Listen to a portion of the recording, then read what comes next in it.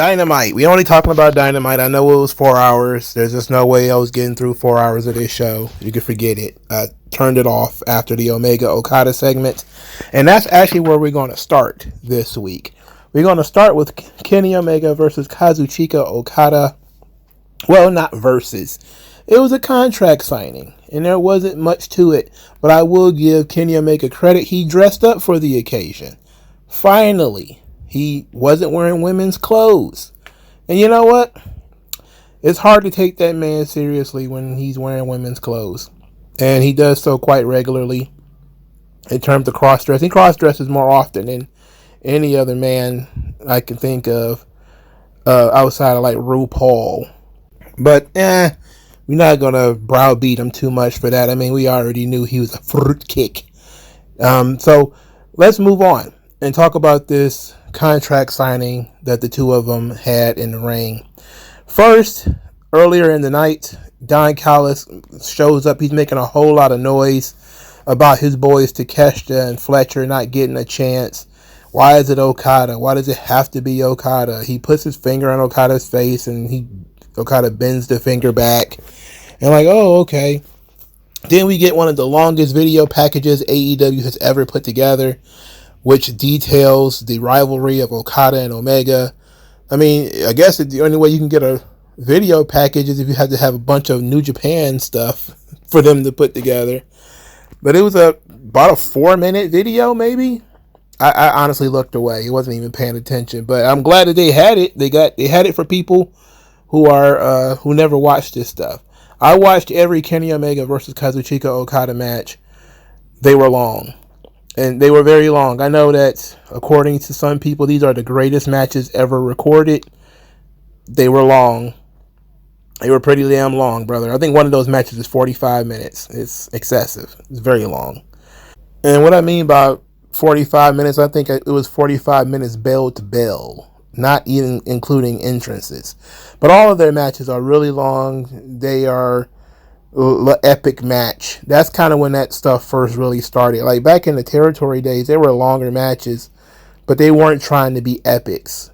You know, they came across like fights, and sometimes they would go to a time limit draw. But these pretentious wrestling matches of like the 2010s or whatever, where guys are kicking out of the biggest moves possible because they want to stretch this match out to 48 minutes, bell to bell. It's like, get out of here. That stuff is so incredibly excessive. It's self-indulgent. I hate it. It's like my worst of all the types of wrestling. For me, it wastes the most time. And from the Omega Okada stuff, the history of that, the legacy of it, we get all this Johnny Gargano shit, especially the stuff he did in NXT. Also, Adam Cole in NXT. These matches end up just getting longer and longer and longer with excessive amount of counters and thigh slapping and guys looking over their shoulder. And I was just like, oh my Lord, have mercy. Just so many spots. So many spots. Not enough working, not enough struggle. I can say at least there was some struggle in the Omega Okada series, which of course, as people started to copy them, there was less and less struggle involved and more choreography. And it was the same thing with when people started copying Rob Van Dam and Jerry Lynn. You know, there was a lot more of people just copying the choreography and not necessarily the in-between bits that made it work. But they did a video package on it, and we were now subjected to a promo segment. Well, Okada didn't talk. He just signed the contract. Then Omega says basically they're ready to do this one more time. And they introduced the new unified title, which of course is the women's championship, it looks like. Which of course makes sense because Omega's out there, and I'm pretty sure he wouldn't mind carrying a women's title. So it looked nice. For some reason they put the finishing moves like Jerry West, like they're the logo for the unified championship. They haven't come up with an official name for it. So they are unifying the titles, which is what they said months ago. The dirt sheets were actually right this time. It was announced months ago that they were going to unify the belts, which is good because there's too many mid-card titles in AEW. As of right now, there's 3. There's the Continental, International, and the TNT. You only really need 1. All right, if you want to have 2 because you have 2 brands, okay, fine. But you don't need 3, right? You just don't need that. So they're going to get rid of the Continental, and they're going to get rid of the International. The issue here is, can you really get rid of the Continental belt because you still have your Continental Classic tournament? So what's happening? What's going to happen with that tournament?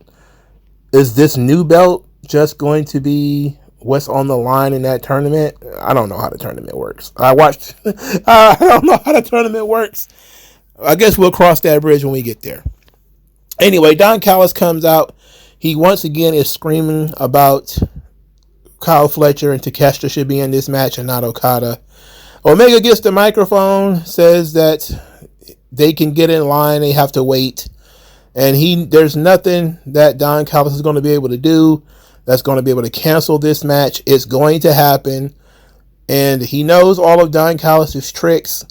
So he knows that Don Callis is going to try to stop this match from happening. But there's nothing he can do. And then Callis says, you know all my tricks, huh? But did you know about this one? And then Omega gets hit in the head with the belt by Kazuchika Okada. So Don Callis has recruited Okada to fight on his behalf. He gives him a baton. Omega gets hit in the stomach with the baton. Of course, they tell him the story of the diverticulitis. So they soak up some heat there, and I think that was pretty good. Okay. Then we get Omega is laying on the mat. They got a stretcher for him. Okay. Then Okada goes up to the top rope, hits him with a flying elbow to the stomach. I was like, okay, it's getting kind of brutal. And then, they mill around a little bit more. Then Okada gets the baton while they're outside the ring, and he hits Kenny Omega in the gut again with the baton. And now Omega is spewing Red 40 Tahitian treat all over the place. He's just absolutely erupting. He's a volcano of high C fruit punch. We used to do that when we was kids, man. We were dumb kids. Like, we used to share drinks, obviously. We were all poor. If you was drinking too much, somebody would punch you in the stomach and you'll spit most of it back up. So, it wouldn't do you any good. Like, we're not going to drink it after you just spit it back up. But that's just showing you that, hey, there's like 5 people here sharing like a Faygo Red Pop, like a 16 ounce or whatever. You need to chill out, brother. Don't say like my part's at the bottom. Get fucked. Anyway, Omega is spewing up death. Jesus Christ. I've seen gunshot victims bleed less than this. It was a cartoonish amount of red liquid flowing from the mouth of Kenny Omega.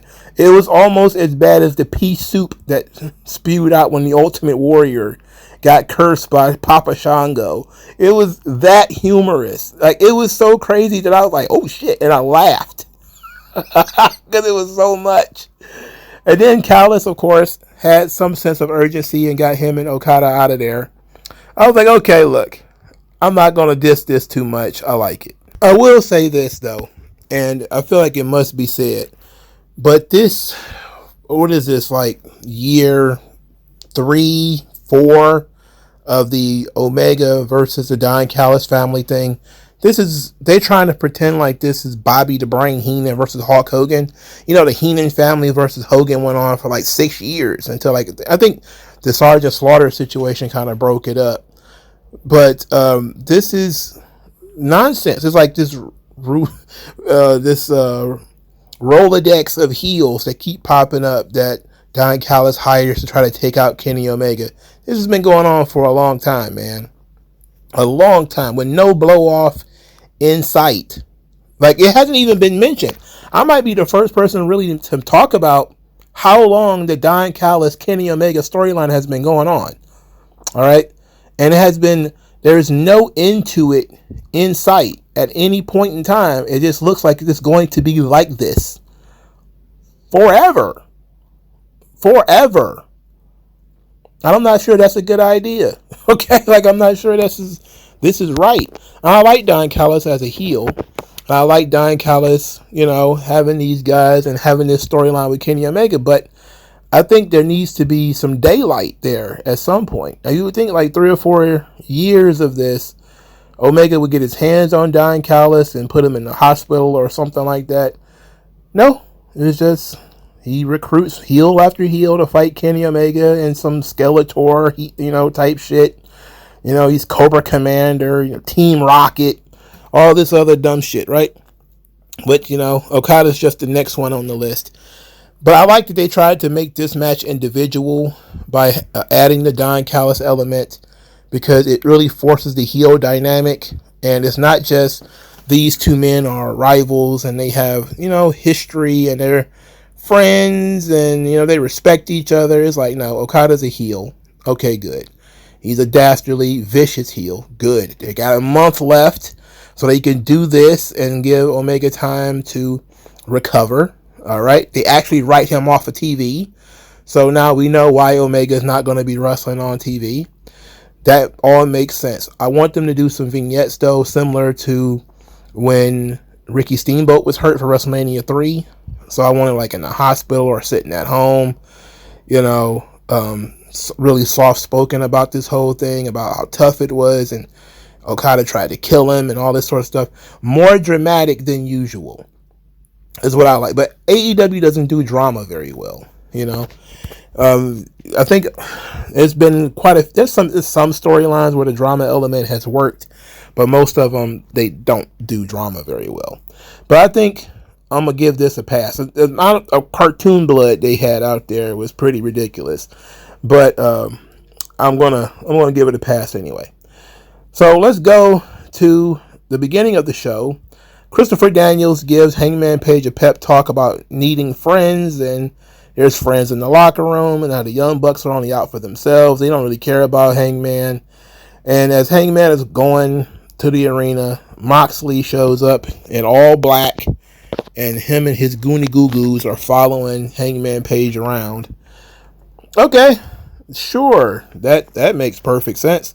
Hangman Page then is jumped by the Death Riders, and his mouth is taped up.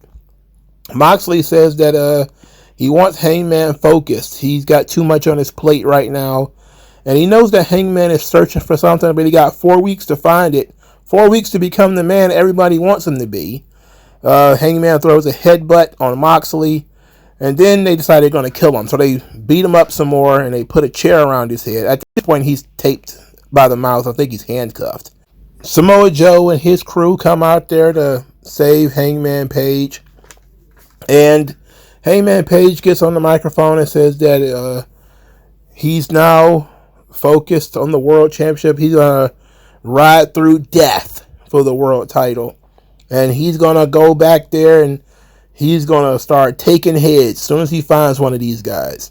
I'm going to assume he's going to find probably Wheeler Yuta at some point during the collision portion of this show, but I won't be watching. So they're trying to put heat on the Death Riders Hangman story.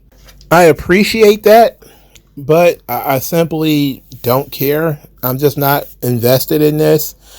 Christopher Daniels being reinserted in this basically means he's going to be a victim, and Moxley is likely going to get his hands on Christopher Daniels eventually. It's definitely a Chekhov's gun situation. They showed you that, Hangman and Christopher Daniels are still in conversation, and he's still Hangman's mentor.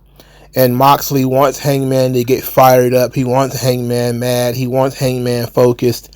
That's a good way to get to him, is to take out Christopher Daniels.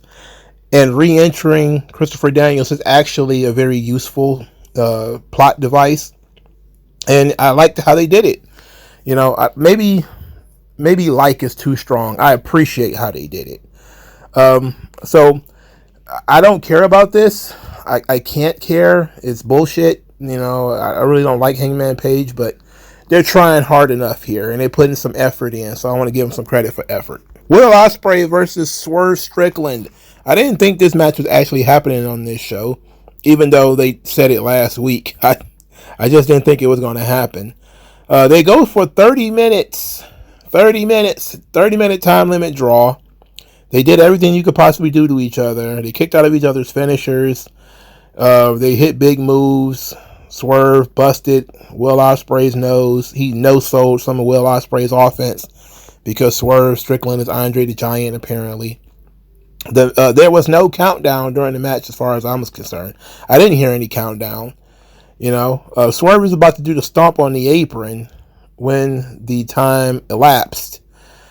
And, of course, the crowd booed. Swerve gets on the microphone and says that this is where the best wrestle. They find some way to shoehorn that in all the time, right?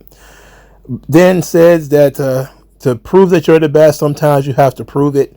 And you prove it by finishing matches. So he called for sudden death. Now, of course, every wrestling match is sudden death because one pin, one submission, right? What he meant to say was overtime.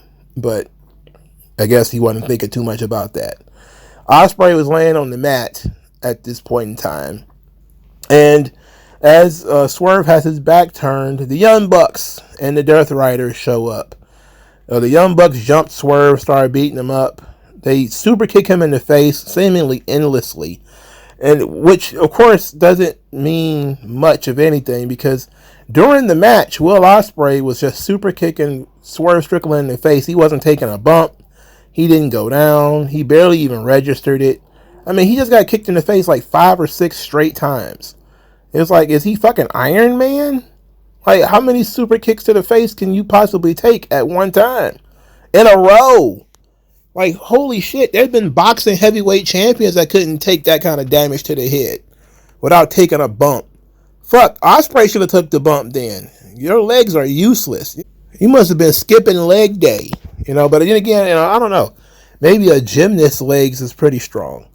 In any event, he's handcuffed to the ropes, being kicked in the face mercilessly by the Young Bucks. The Young Bucks then changed their shoes from their regular gym shoes to their shoes with the thumbtacks on the bottom, because this is a real thing that is still going on in the AEW. As they're going to super kick Swerve with the thumbtack shoes, Will Ospreay jumps in the way and takes the kick for him. And I didn't understand why. Like, why? I see where they're going with it. Because, Will Ospreay is the peacemaker, right? He's the guy who's trying to get Swerve and Hangman to work together. And he's going to sacrifice himself to prove himself to Swerve that he can be trusted. That, he has good judgment. I took the thumbtacks to the face for you, bro. I did that for you, bro. I don't know. Don't like it.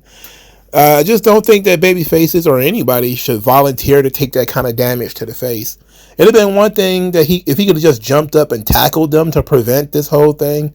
That would have been different from, don't do me, shoot me instead. It's like, nah, that's a little dramatic. That's a little melodramatic there.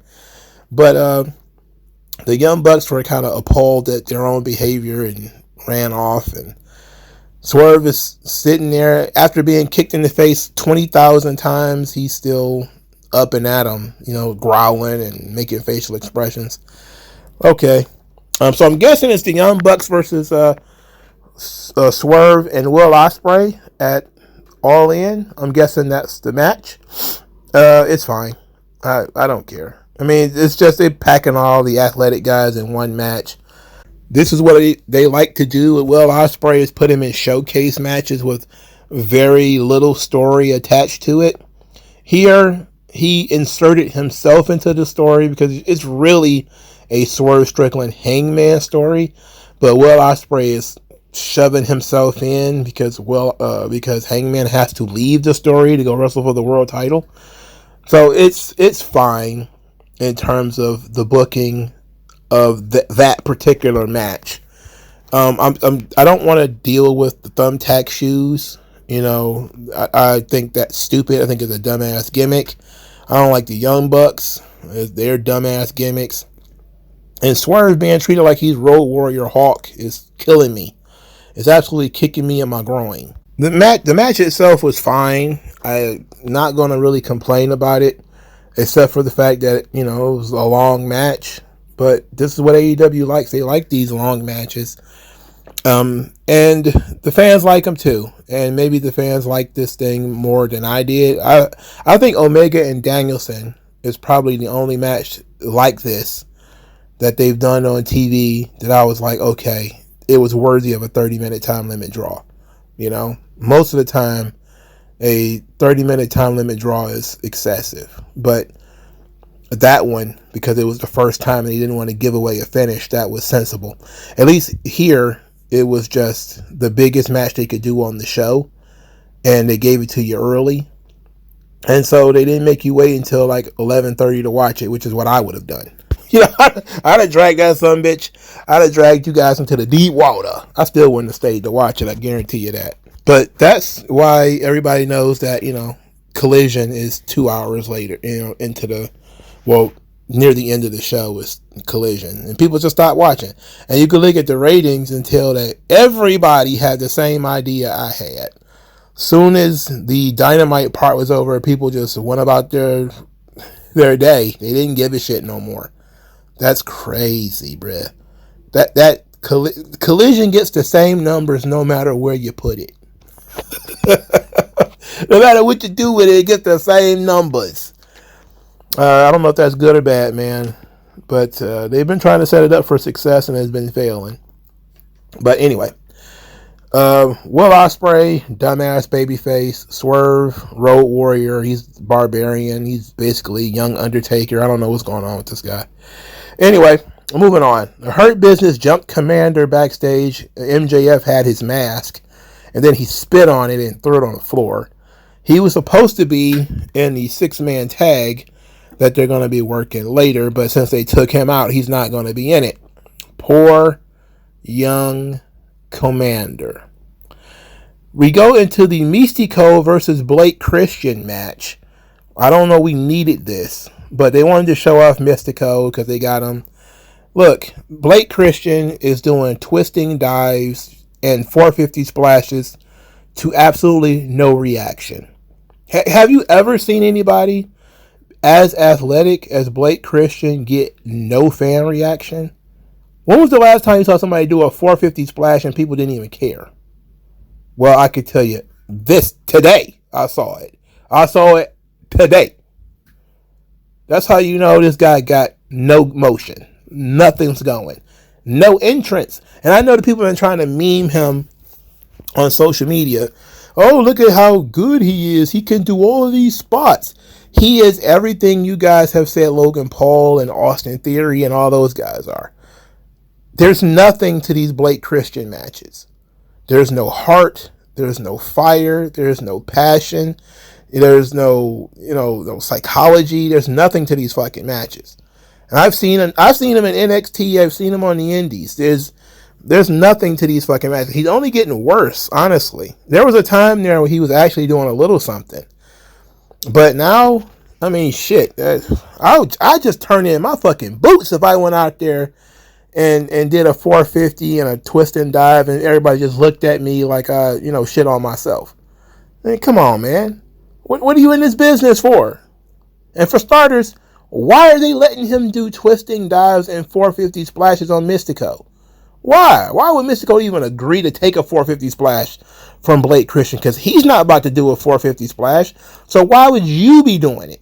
Why is the heel out there trying to pop the audience? This is a mistake. This is a comedy of errors here. Not, cheating, but I'm going to be more athletic than the Lucha Libre legend babyface. Stupid fuckers. Anyway, Mystico wins with his flying Spanish fly thing. Who cares? Anyway, MJF comes out because he has to challenge Mystico for a match next week, and he says that he's going to be a patriot. He's going to be the American champion. Then we get a giant flag with streamers all over the place. The flag has Max's face on it. You've seen this before. They've done this before. Mystico laughs, fake laughs, and he sounds like somebody cut his throat at some point. Like his voice kept going in and out. He said some stuff, I don't know. And then he says that he's going to see MJF next week. He said something about MJF's mama, too, that they didn't repeat.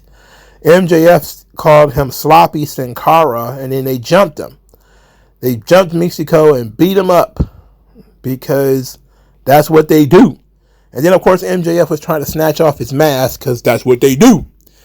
And as he's trying to snatch off his mask, it took literally forever for the jabroni baby faces to come out there and save him. But then they do. And then the Hurt Business, Bobby Lashley is forced to sell for all of these people who are tiny as fuck. All right. There is no Powerhouse Hobbs on this team that can, back down Lashley or anything like that. There is no reason why Lashley and Shelton Benjamin are selling for Mike Bailey. And look, I like Mascarita Dorada. He's fine. Kevin Knight's fine too. He actually got some decent size on him. But fucking Speedball and the Luchador guy, they're tiny, bro. Like super tiny. It's 100% not believable that Bobby Lashley would be in trouble dealing with these people. All right? Even from the air, he could just catch them. I don't even believe Shelton is in any real trouble messing with these people. He's a big fucking guy too. Anyway, it took them forever to get out there to save Mystico, but they do. So now we get into this match. It's the Hurt Business versus Kevin Knight, Mascara Dorada, and Speedball Mike Bailey. What is Mascara Dorado? He didn't look like the guy. He looked different. Yeah, he looked. I think that was Commander in Mascara Dorada's mask. I think. Because Mascara Dorado is Grand Metalik, and he has a different body type than this guy that was wrestling in this show. Like something's weird about it. Maybe I'm tripping, but something was weird about this whole thing here. I don't know what's going on. Anywho, MJF was dressed like MVP in the one-piece suit. I thought that was a great bit. He was even doing some of MVP's moves like the ball and elbow. I thought that was very sweet. I like this. MJF, he knows what he's doing sometimes, and this flattery of MVP is going to go places. I like it. They did a Lashley spine buster on Speedball Mike Bailey. I mean, he lifted him so high he could have been cleaning the gutters before that should have been the fucking finish. It was crazy. But then after that, Speedball is doing these stupid motorcycle kicks, these bicycle kicks or whatever on Lashley. And I'm just looking at this thing. And for starters, I hate that move. I know it probably came from fucking Japan or something like that, but the idea that the guy is going back and forth with the kicks, and Lashley, of course, is doing the old boxing, got his arms up, kind of blocking the ribs and everything, trying to roll with the kicks, and that's kind of making it look decent. But I'm looking at this thing and like, come on, man. It looks like Lashley is in the ring with like a 11th grader. This is nonsense. What the fuck is happening here? And the match just continues to go on until Lashley and Shelton Benjamin decide that the match needs to stop happening. So then they start hitting big moves like spears and such and beat the shit out of them, and that's it. MJF beats one of these guys. I think it was Mascara Dorada, and that was it. Called it a night. They beat him up after the match. MJF snatches Mascara Dorada's mask off of him. And then Mystico came out and he put MJF in the armbar. Now, all of this happened because Lashley and Shelton Benjamin were distracted with the rest of the jabronis. So when they turned back around, MJF was already tapping out and whining and everything. Okie dokie. That's fine. Okay. I like the idea of MJF versus Mystico. A lot of people are grumbling about the American champion, super patriotic MJF gimmick. They hate it, but it works in Mexico, and that's the audience they're going to be performing in front of. The Mexicans like having American heels. That's what they want. They want you draped in the flag. They like that shit. So what's the problem?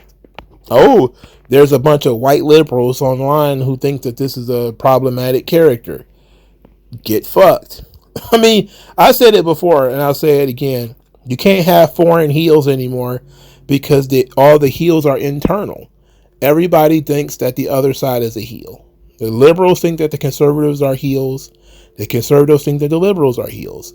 So you're not allowed to have like evil Mexicans or whatever, or evil, I wouldn't say Canadians because that doesn't quite work, but like the Muhammad Hassans and all that stuff. Now all your heels have to be Jack Swagger or, We the People, that kind of shit, El Grande Americano, where you have this Olympic level wrestler in a luchador mask, and now you got MJF doing this American champion thing.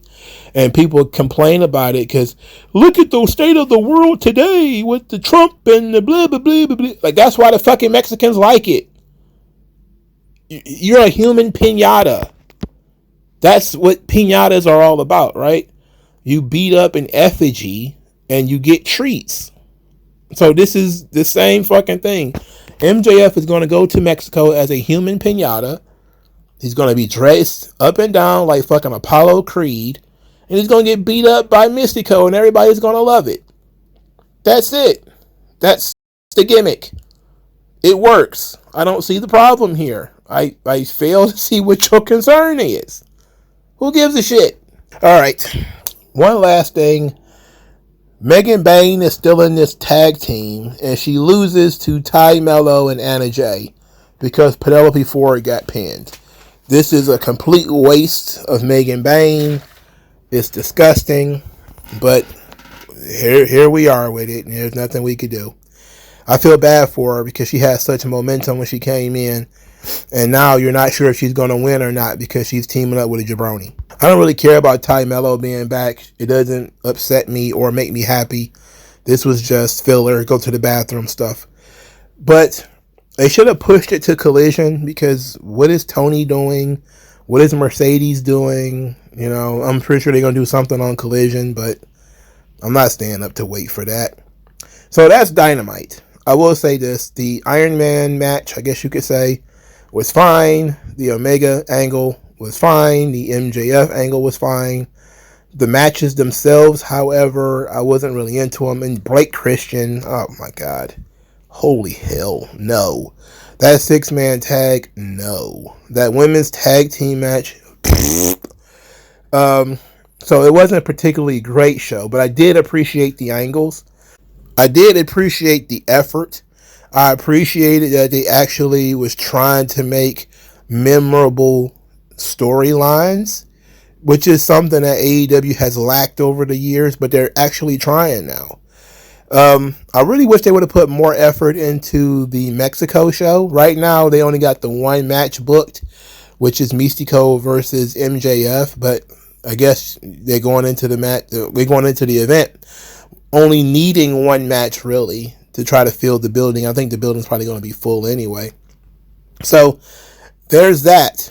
And so the Dynamite wasn't too bad. I didn't hate it, but I didn't love it either. But it was watchable. So I give it a thumbs right smack dab in the middle. Let me know what you guys think, and I'll talk to you folks later. Be blessed. Good night.